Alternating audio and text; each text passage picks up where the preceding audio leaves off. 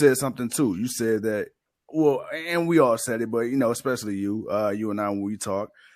It's too much at one time. You literally came in and gentrified the whole damn brand at once. You didn't even, it ain't like you went house to house to house and just start buying up property. Nah, man, you came in and you said, you know what? Fuck your hood. We gonna buy all this shit. And that's exactly what they did, man. And now you're starting to see it. And my thing is this. Another thing that you said that really stuck out to me was the fact that they moved to Tuesday nights. That really hurt them because even though AEW for the most part was getting the better of NXT and the ratings and stuff like that, it was still interesting because you know why? It even though it wasn't a war in the magnitude or the sense of AEW or NXT was going to put each other out of business per se.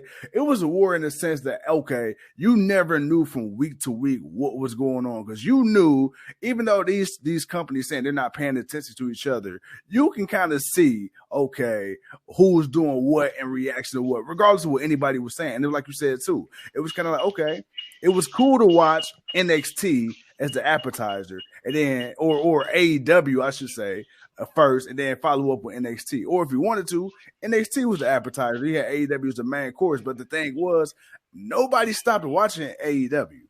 Is when NXT moved to Tuesdays, and we said this too, when it was the continuity, because you said with the takeovers, you had at least 4 to 5, 4.5 star quality matches. That's because much like AEW does now, you weren't having pay-per-views so often. You weren't having 20 matches on the card, with NXT anyway. You built these matches, these storylines for a quarter of a year, 3, 4, 5, 6 months. And then so you had that payoff. And then when Tony Khan and AEW started doing their weekly specials, especially during the pandemic, and they started doing their little TV shows, and their little special one-offs here and there. Yeah. Triple H, they were trying to keep up because if you remember, I think they had Great American Bash. Yeah, they had a Great American Bash, which was two-week show, and then on top of that, they had like another 2 or 3 special TV shows. So it was kind of like, by the time you get back to regular TV taping, you done had about 5-6 weeks of shit that has nothing to do with what you're doing now.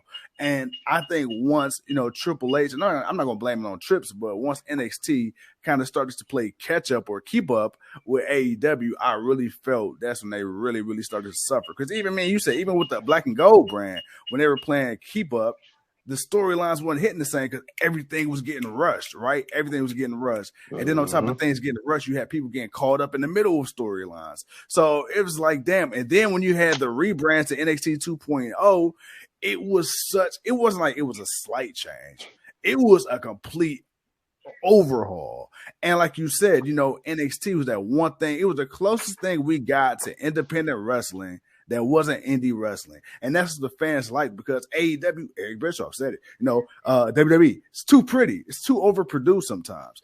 NXT, the dark lights, you had the special entrances and you had the special performances. Triple H really made it feel like it was his own little community. And what I liked about the lighting, it was the lighting. You can't